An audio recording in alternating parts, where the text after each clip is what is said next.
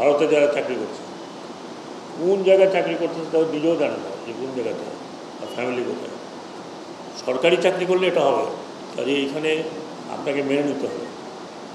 আমার কাছে সোজা কথা, either you put up or shut up, যেটাই হোক। কালকে আমি একই কথা বলেছি এই এনবিআর নিয়ে, যে either you put up or shut up. আপনার চাকরি করতে ইচ্ছা না হয় আপনি করেন না, চলে যান। এডুকেশন করে আপনি কোনো দাবি আদায় করবেন, অ্যাটলিস্ট নট উইথ আস। দেশের বিভিন্ন প্রান্তে 24টা বন্দর আপাতত আছে, দেশের বিভিন্ন প্রান্তে এগুলো আছে, একদম বর্ডার, অল অ্যারাউন্ড বর্ডার। এবং কিছু নদীপথে একটা দুটো আছে, একটাই যেটা টেকনাফ। কাজে এগুলো বিচ্ছিন্ন জায়গায় বিচ্ছিন্নভাবে লোকজন থাকে, তাদের বিভিন্ন সমস্যা থাকে। তাদের হয়তো যেখানে তাদের সার্ভিং স্টেশন সেখান থেকে তাদের ফ্যামিলি অনেক দূরে থাকে, যে অবভিয়াসলি এটা নিশ্চয়ই সবার জন্য একটা কষ্টকর ব্যাপার।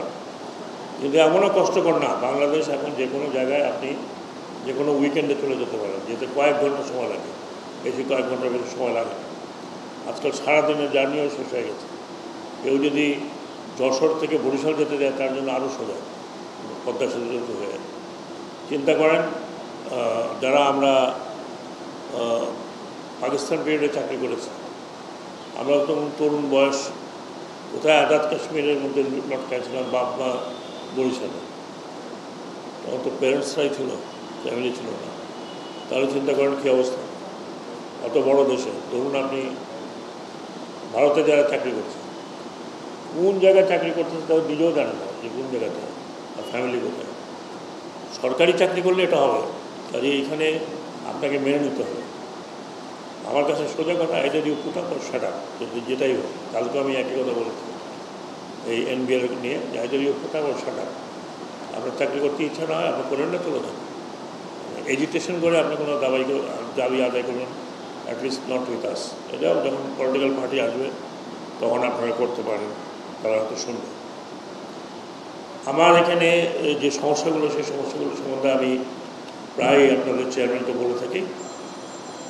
আপনারা অনেক দাবি করেছেন, এগুলো আমার সব জানা আছে। পেনশনের ব্যাপারটা আগে বলে, শুধু আপনাদের না, বিআইডব্লিউটিসি এবং অন্যান্য যেগুলো আমার সংস্থা আছে সেখানে একই অবস্থা। যারা সংস্থা বলে তাদের পেনশনটা দেওয়া সরকারের তরফ থেকে দেওয়া হয় না, এটা নিয়ে একটা বড় ধরনের সমীক্ষা হচ্ছে এবং বড় ধরনের কমিটি আছে, কমিটি কাজ করছে বলে আমাকে বলেছে। আজকে 8 মাস কমিটি কাজ করছে, খুব অগ্রগতি আমি দেখিনি, আমি জানার চেষ্টা করব।